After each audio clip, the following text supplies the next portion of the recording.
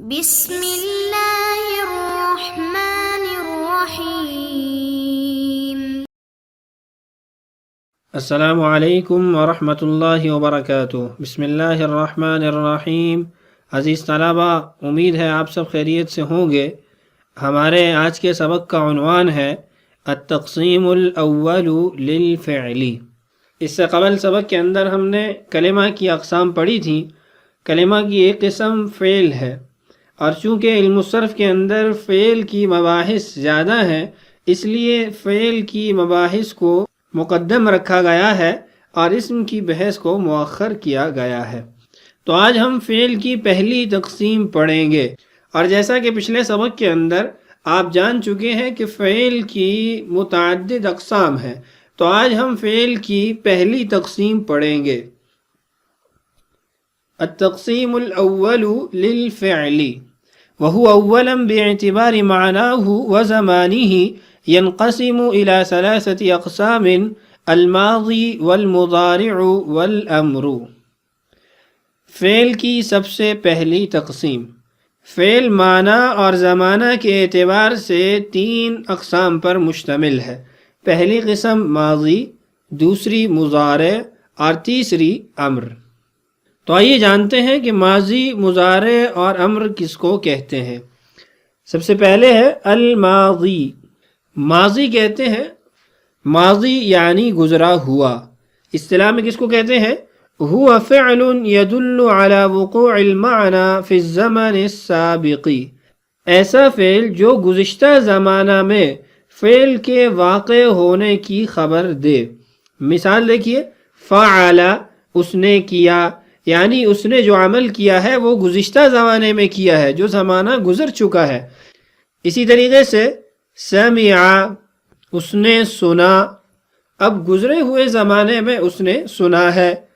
علمت، میں نے جانا، اب یہ جاننا گزشتہ زمانے میں ہوا ہے، اس لیے ہم اس کو ماضی کہتے ہیں۔ دوسرا ہے المضارع۔ مضارع کس کو کہتے ہیں؟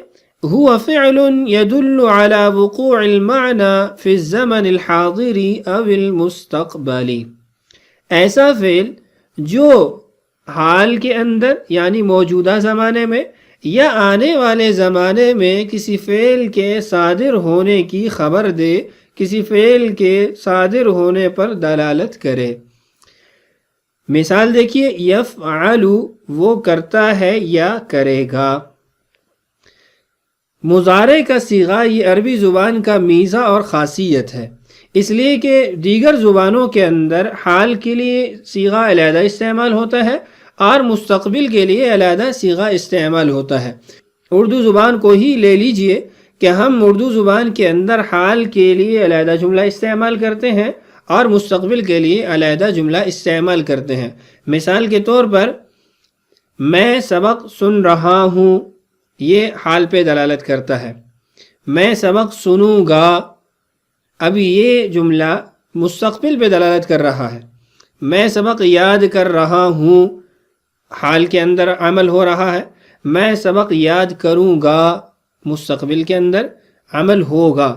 جبکہ انہی دو جملوں کو عربی زبان کے اندر ایک ہی صیغے سے ادا کیا جاتا ہے۔ مثال کے طور پہ اگر میں کہوں احفظ الدرس، احفظ الدرس، اب آپ دیکھیں کہ یہ ایک لفظ ہے احفظ، لیکن یہ ایک لفظ دو زمانوں پر دلالت کرتا ہے، یعنی آپ اس سے حال اور مستقبل دونوں زمانوں کا معنی لے سکتے ہیں۔ اس کا ترجمہ میں سبق یاد کرتا ہوں یا میں سبق یاد کروں گا۔ تو عربی زبان کے اندر ایک ہی کلمہ اور ایک ہی لفظ حال کے لیے بھی استعمال ہوتا ہے اور وہی مستقبل کا معنی بھی دیتا ہے۔ تو مضارع کی تعریف کیا ہوئی؟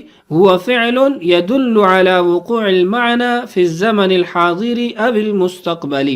ایسا فعل جو دلالت کرے معنی کے واقع ہونے پر حاضر زمانے کے اندر یعنی موجودہ زمانے کے اندر، او المستقبل یا آنے والے زمانے کے اندر مستقبل میں۔ مثال آپ کے سامنے موجود ہے، مزید تفصیلات انشاءاللہ ہم آگے پڑھیں گے۔ اس کے بعد ہے الامر۔ هو فعل يدل على طلب فعل من الفاعل المخاطب في الزمن المستقبلی. امر لغت میں حکم دینے کو کہتے ہیں، اور اصطلاح کے اندر امر کہتے ہیں ایسا فعل جو فاعل مخاطب سے مستقبل زمانے میں کسی فعل کے کرنے کو طلب کرے. آسان الفاظ میں یوں سمجھ لیجئے کہ فعل امر ایسا صیغہ ہوتا ہے جس کے ذریعے آپ مخاطب کو کسی کام کے کرنے کا حکم دیتے ہیں مستقبل کے اندر. مثال دیکھیے، افعل، تم کرو. اب آپ حکم دے رہے ہیں اس کے اندر، اس لیے اس کو امر کہا جائے گا، اور یہ حکم مستقبل میں صادر ہوگا، یعنی وہ یہ کام مستقبل کے اندر کرے گا. چند مزید مثالیں امر کی دیکھیے. اقرأ، پڑھو. اب آپ مخاطب سے پڑھنا طلب کر رہے ہیں، اسے حکمن کہہ رہے ہیں کہ وہ پڑھے. اب آپ اس صیغے کے اندر اس کو مستقبل میں کسی کام کرنے کا حکم دے رہے ہیں. اسی طریقے سے احفظ الدرس، احفظ، یاد کرو. اب آپ مستقبل کے اندر فاعل مخاطب سے یاد کرنے کا فعل طلب کر رہے ہیں. تو یہ تھی تعریف ماضی، مضارع اور امر کی. آئیے اب ان کا ترجمہ بھی دیکھ لیتے ہیں. فعل کے معنی اور زمانہ کے اعتبار سے 3 قسمیں ہیں. پہلی قسم ماضی، دوسری قسم مضارع اور تیسری قسم امر ہے. ماضی وہ فعل ہے جو زمانہ گزشتہ میں معنی مصدری کے واقع ہونے پر دلالت کرے. جیسے فعل، کیا اس ایک مرد نے زمانہ گزشتہ میں. مضارع وہ فعل ہے جو زمانہ موجودہ یا آئندہ میں معنی مصدری کے واقع ہونے پر دلالت کرے. جیسے یفعل، کرتا ہے یا کرے گا وہ ایک مرد زمانہ موجودہ یا آئندہ میں. امر وہ فعل ہے جو زمانہ آئندہ میں فاعل مخاطب سے کسی کام کی طلب پر دلالت کرے. جیسے افعل، کر تو ایک مرد زمانہ آئندہ میں. تو یہ تھا ترجمہ ہمارے آج کے سبق کا. امید ہے آج کا سبق آپ سمجھ چکے ہوں گے. اس سبق کو اچھے طریقے سے یاد کر لیجئے تاکہ آئندہ آنے والے اسباق ہمارے لیے آسان ہوں. اللہ تعالیٰ سے دعا ہے اللہ تعالیٰ ہمارے لیے ان اسباق کا سمجھنا آسان کرے. اللہ تعالیٰ ہم سب کا حامی و ناصر ہو. آج کے لیے اتنا ہی کافی ہے. اجازت دیجیے. السلام علیکم ورحمۃ اللہ وبرکاتہ.